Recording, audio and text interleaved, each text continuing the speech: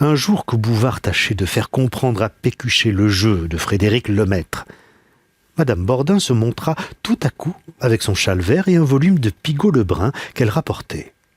Ces messieurs ayant l'obligeance de lui prêter des romans quelquefois. Mais continuez, car elle était là depuis une minute, et elle avait plaisir à les entendre. Oh, ils s'excusèrent, elle insistait. Mon Dieu, dit Bouvard, rien ne nous empêche... Pécuchet allégua, par fausse honte, qu'il ne pouvait jouer à l'improviste sans costume. Effectivement, nous aurions besoin de nous déguiser. Et Bouvard chercha un objet quelconque, ne trouva que le bonnet grec et le prit. Enfin, Bouvard lui proposa la grande scène de Tartuffe, au 3e acte. Pécuchet crut une explication nécessaire. Alors, il faut savoir que Tartuffe... Non, Madame Bordin l'interrompit. On sait ce que c'est qu'un Tartuffe. Bouvard eût désiré pour un certain passage une robe. Je ne vois que la robe de moine, dit Pécuchet. N'importe, mais là. Il reparut avec elle et un Molière. Le commencement fut médiocre. Mais Tartuffe venant à caresser les genoux d'Elmire, Pécuchet prit un ton de gendarme. « Que fait là votre main ?» Bouvard bien vite répliqua d'une voix sucrée. « Je tâte votre habit. L'étoffe en est moelleuse. » Et il dardait ses prunelles, tendait la bouche, reniflait avec un air extrêmement lubrique, finit même par s'adresser à Madame Bordin. Les regards de cet homme la gênaient. Et quand il s'arrêta, humble et palpitant, elle cherchait presque une réponse. Pécuchet eut recours au livre. « La déclaration est tout à fait galante. »« Ah oui, s'écria-t-elle, c'est un fier enjôleur, n'est-ce pas ?» reprit fièrement Bouvard. Mais en voilà une autre d'un chic plus moderne, et ayant défait sa redingote, il s'accroupit sur un moellon et déclama, la tête renversée.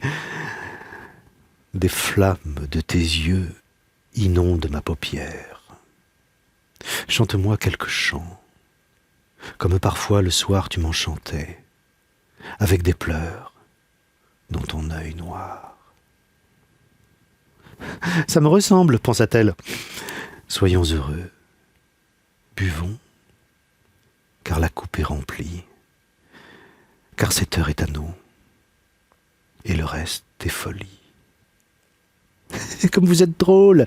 Et elle riait d'un petit rire qui lui remontait la gorge et découvrait ses dents. « N'est-ce pas qu'il est doux d'aimer et de savoir qu'on vous aime à genoux ?» Il s'agenouilla. « Finissez donc. Oh, laisse-moi dormir et rêver sur ton sein. Dona Sol, ma beauté, mon amour. » Alors ici, on entend les cloches, un montagnard les dérange. Oh, heureusement, hein, car sans ça... Et Madame Bordin sourit au lieu de terminer sa phrase. Le jour baissait, elle se leva. Il avait plu tout à l'heure. Et le chemin par la hêtraie n'étant pas facile, mieux valait s'en retourner par les champs. Bouvard l'accompagna dans le jardin pour lui ouvrir la porte. D'abord, ils marchèrent le long des quenouilles sans parler. Il était encore ému de sa déclamation. Et elle éprouvait au fond de l'âme comme une surprise, un charme qui venait de la littérature. L'art, en de certaines occasions, ébranle les esprits médiocres. Et des mondes peuvent être révélés par ses interprètes les plus lourds. Le soleil avait reparu, faisait luire les feuilles, jetait des taches lumineuses dans les fourrés çà et là. 3 moineaux, avec de petits cris, sautillaient sur le tronc d'un vieux tilleul abattu. Une épine en fleurs étalait sa gerbe rose. Des lilas alourdis se penchaient. « Ah, ça fait du bien !» dit Bouvard en humant l'air à plein poumon. « Aussi, vous vous donnez un mal. Ce n'est pas que j'ai du talent, mais pour du feu, j'en possède. » « On voit, reprit-elle, et mettant un espace entre les mots, que vous avez aimé autrefois. »« Autrefois seulement ? Vous croyez ?» Elle s'arrêta. « J'en sais rien. »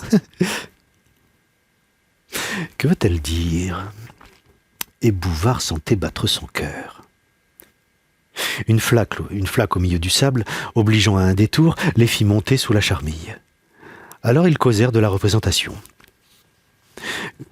Et comment s'appelle votre dernier morceau? C'est tiré de Hernani, un drame. Ah. Puis lentement, en se parlant à elle-même, ça doit être bien agréable, hein, un monsieur qui vous dit des choses pareilles, pour tout de bon. Je suis à vos ordres, répondit Bouvard. Vous? Oui, moi. Quelle plaisanterie! Pas le moins du monde. Et ayant jeté un regard autour d'eux, il la prit à la ceinture, par derrière, et la baisa sur la nuque fortement. Elle devint très pâle, comme si elle allait s'évanouir, et s'appuya d'une main contre un arbre, puis ouvrit les paupières et secoua la tête. C'est passé. Il la regardait avec ébahissement. La grille ouverte, elle monta sur le seuil de la petite porte. Une rigole coulait de l'autre côté. Elle ramassa tous les plis de sa jupe et se tenant au bord indécise. « Vous voulez mon aide ?»« Inutile. »« Pourquoi ? » ?»« Ah, vous êtes trop dangereux. » Et dans le saut qu'elle fit, son bas blanc parut. Bouvard se blâma d'avoir raté l'occasion. Bah, elle se retrouverait. Et puis les femmes ne sont pas toutes les mêmes. Il faut brusquer les unes. L'audace vous perd avec les autres. En somme, il était content de lui. Et s'il ne confia pas son espoir à Pécuchet, ce fut dans la peur des observations et nullement par délicatesse.